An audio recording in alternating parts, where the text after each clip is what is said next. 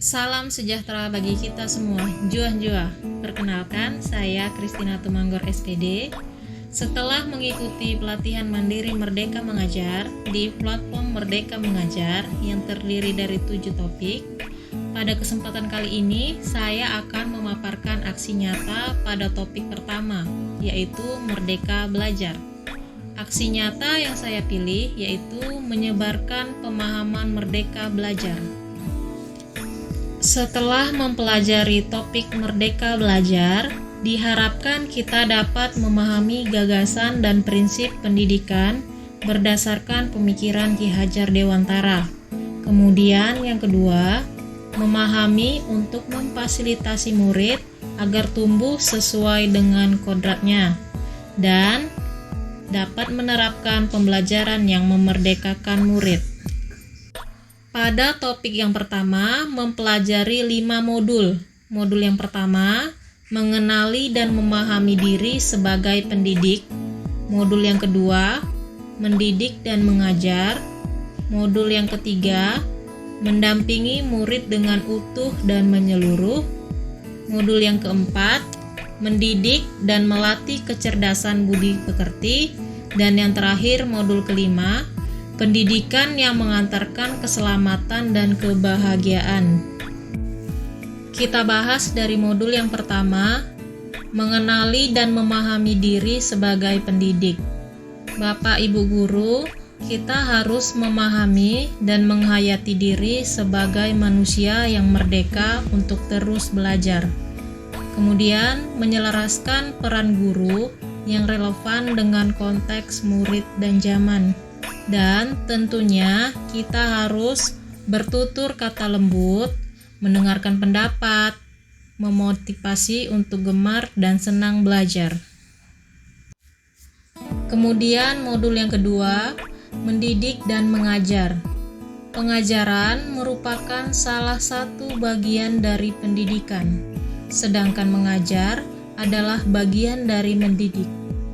Pendidikan yang berfokus pada orientasi kognitif tentunya akan berdampak pada kecakapan emosional murid yang terabaikan.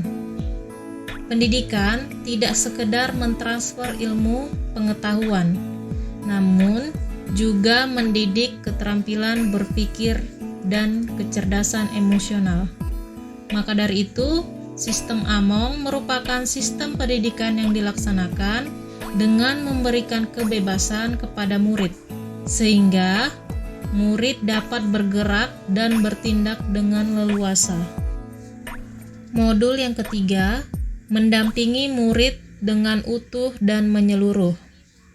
Murid memiliki 2 jenis kodrat keadaan, yaitu kodrat alam dan kodrat zaman. Setiap murid dilahirkan dengan kodrat alam yang berbeda-beda, sehingga pendidik bisa memilih cara atau metode yang tepat dalam pembelajaran.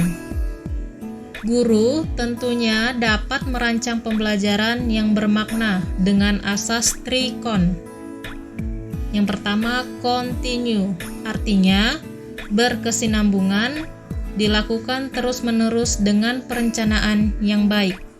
2. Konvergen, artinya mengambil dari berbagai sumber dari luar.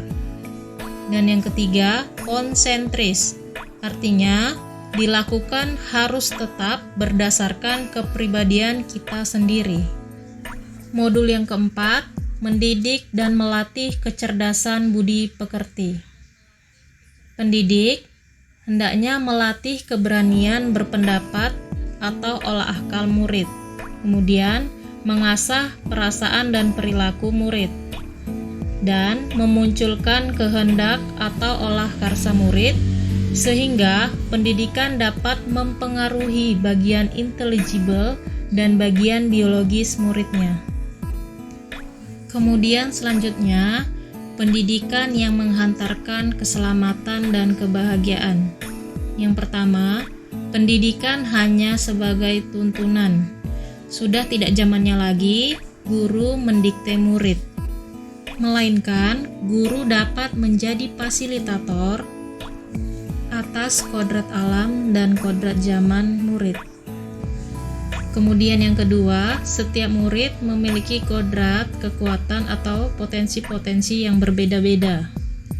Yang ketiga, pendidikan tidak dapat berkehendak atas kodrat, kekuatan, dan potensi murid.